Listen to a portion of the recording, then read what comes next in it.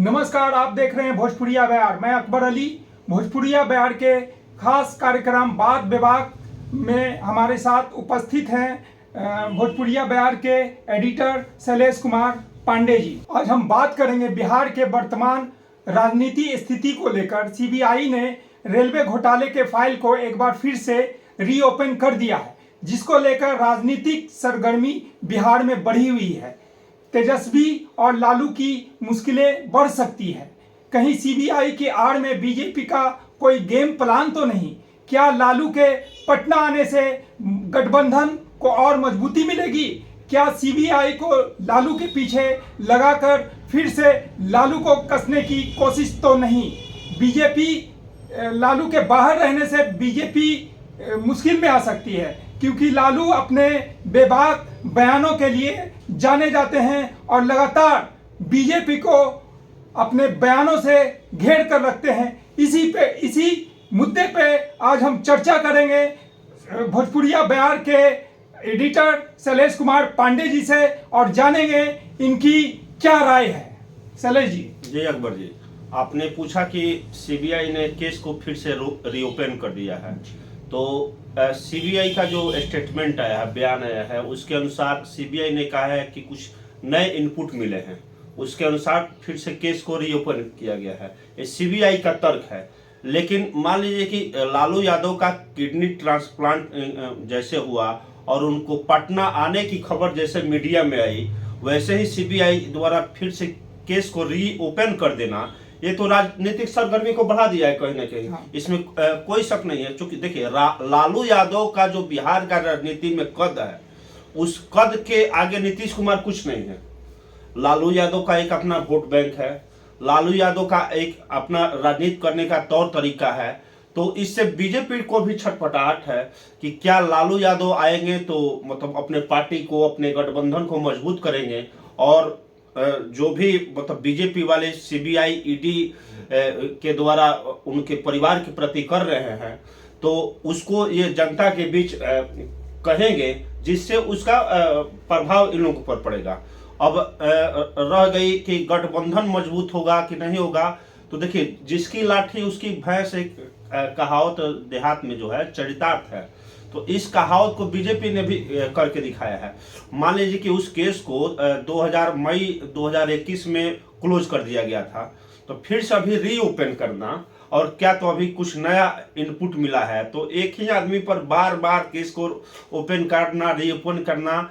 अभी जो एजेंसियां है, मतलब सीबीआई हो गया, ईडी हो गया, सरकार की मतलब मेरे राय से एक कठपुतली बनकर रह गई है, जो निष्पक्ष काम नहीं कर रही है।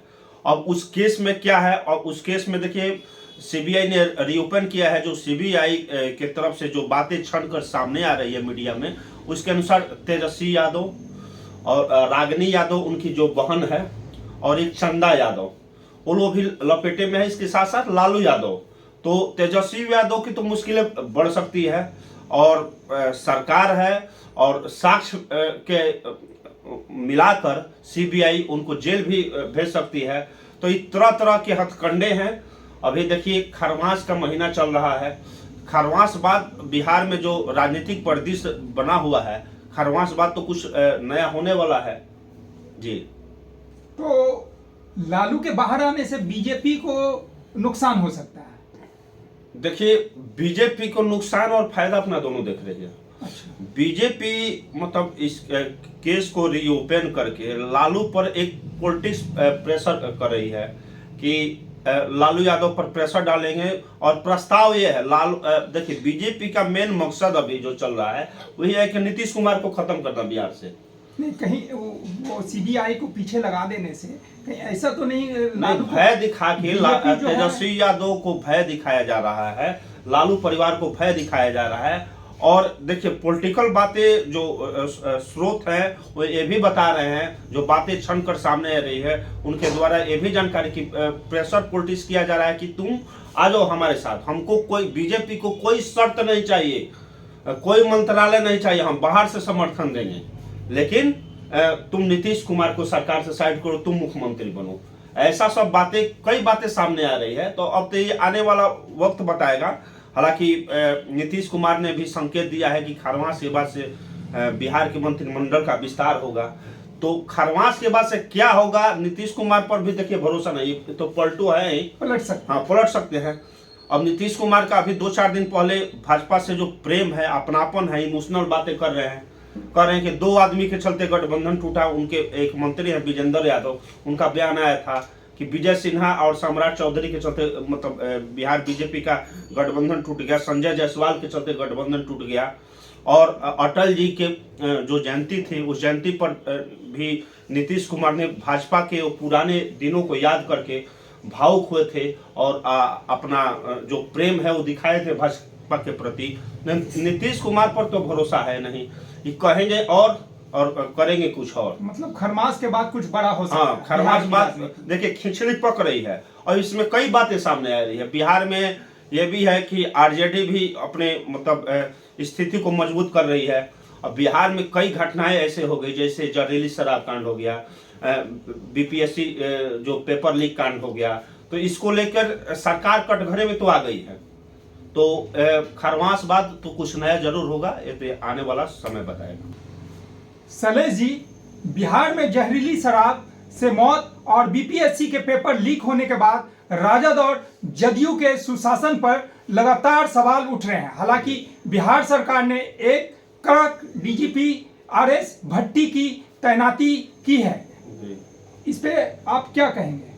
देखिए, क्या इससे क्राइम कंट्रोल होगा? देखिए, कड़क डीजीपी की तैनाती करना वो अलग चीज हो गई। सबसे पहले जहरीली शराब से जो मौत हुई है और बीपीएससी का जो पेपर लीक हुआ है, तो बिहार में हम देख रहे हैं कई बार से जो भी महत्वपूर्ण परीक्षाएं हो रही है उसका पेपर लीक हो जा रहा है। एक माफिया गिरोह काम कर रहा है। ये सिर्फ बिहार में नहीं हो रहा है शैलेश जी, यूपी में भी होता है ऐसा। यूपी में हो रहा है तो ठीक है, देश के किसी हिस्सों में हो रहा है, लेकिन हम बिहार में रह रहे हैं तो हम बिहार की ना बात करेंगे। हम बिहार के वासी हैं, बिहार से हमको पहले नौकरी चाहिए, तो हम बिहार की बात करते हैं। अब बताइए, जो लड़का सीतामढ़ी से, जो लड़का गोपालगंज से पटना एग्जाम देने के लिए आ रहा है, कड़ाके की ठंड में कैसे कैसे छात्र जीवन व्यतीत कर रहा है, उसके बाद से उसका पेपर लीक हो जा रहा है, उसके सारे अरमानों पर तो पानी पर। भले ही एग्जाम करा लेंगे, आज घोषणा भी हुआ है, जो बीपीएससी की जो ऑफिशियल वेबसाइट है वहां से ऐलान भी हुआ है कि प्रथम पाली की पेपर को मतलब रद्द कर दिया गया है, फिर से परीक्षा होगा। तो क्या फिर से परीक्षा करा लेना और फिर क्या गारंटी है कि मतलब पेपर लीक ना हो? तो सबसे पहले तो बिहार सरकार को अपनी स्वच्छ छवि बनाने के लिए इन सब चीजों पर ध्यान देना होगा। पेपर लीक हो रहा है, ऑनलाइन परीक्षा करा लीजिए आप, क्या जरूरत है? पेपर जब आपसे लीक हो जा रहा है। जहरीली शराब की जहां तक बात है, तो जहरीली शराब और शराबबंदी के मुद्दे पर तो इनकी हाय तौबा तो पूरे बिहार में मची है।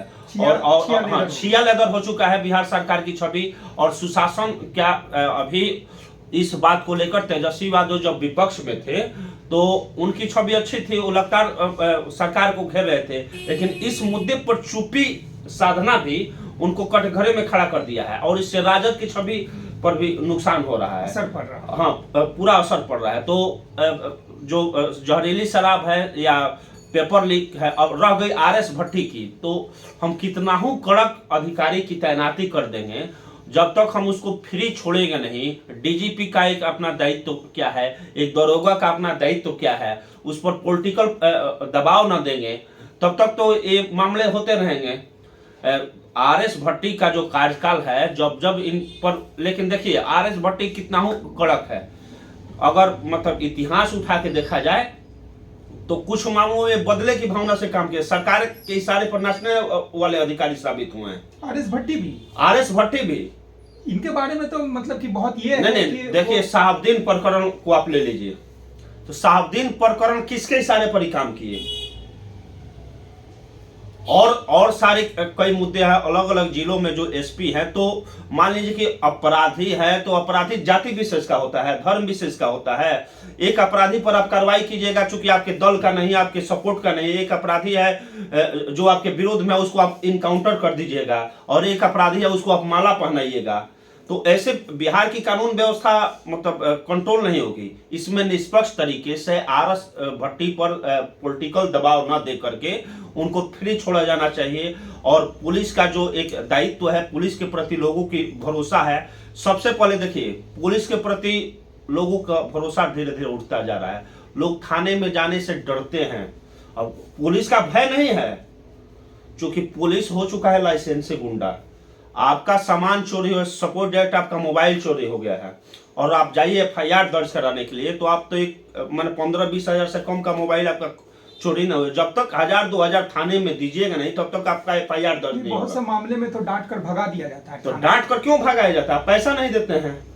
तो सबसे पहले इन सब चीजों को आरएस भट्टी को ध्यान देना होगा। जो भ्रष्टाचार है थाने में, जो लाइसेंसी गुंडे जो बैठे हुए हैं, जो दलाल बैठे हुए हैं, इन सब पर नकेल कसना होगा आरएस भट्टी को। पासपोर्ट इंक्वायरी के नाम पर 1500 रुपया फिक्स है, ये कौन रोकेगा जी?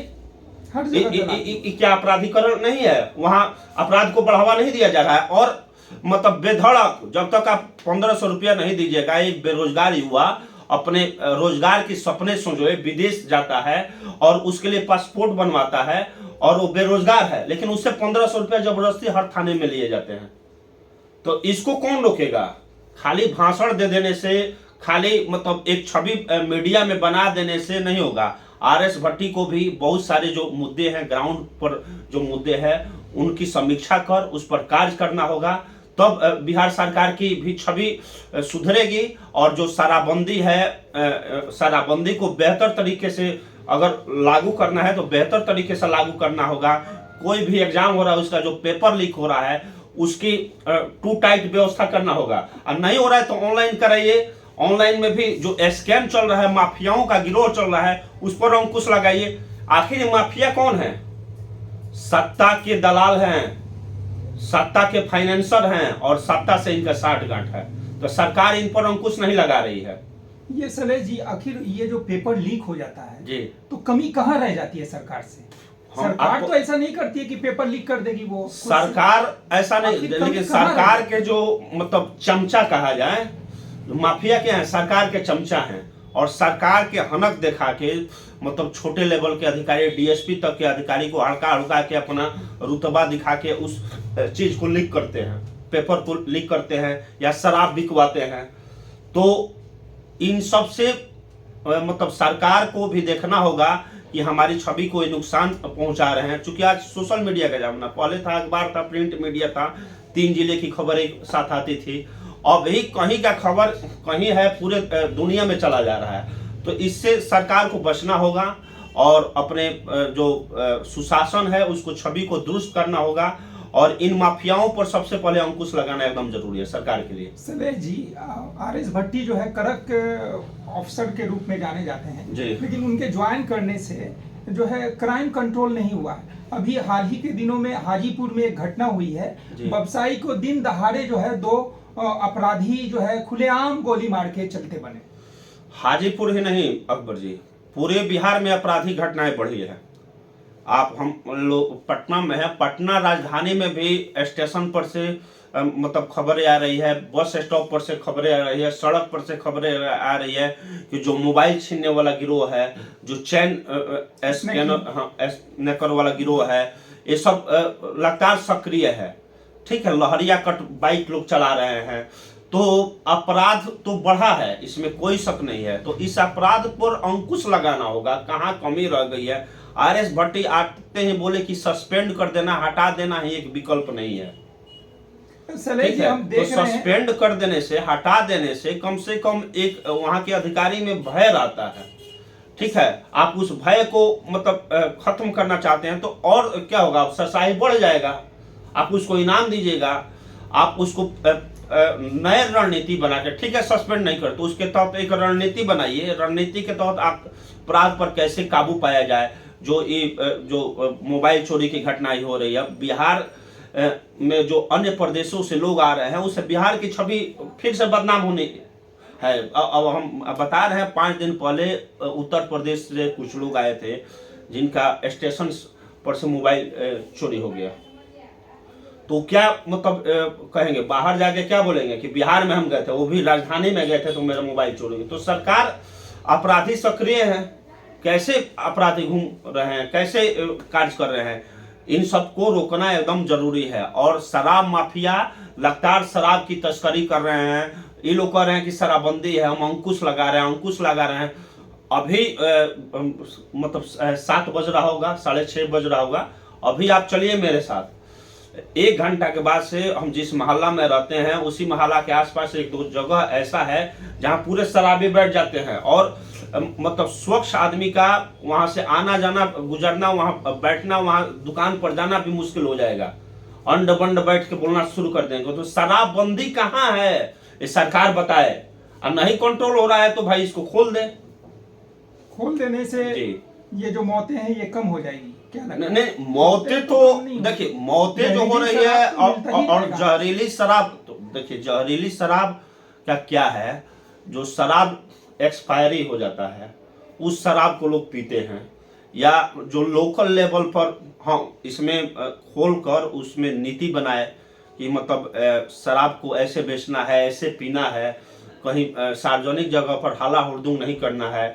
और अभी क्या हो रहा है कि मान लीजिए कि 40 रुपया का शराब उत्तर प्रदेश झारखंड से आता है, यहाँ 200 में बिकता है, 120 रुपये में बिकता है।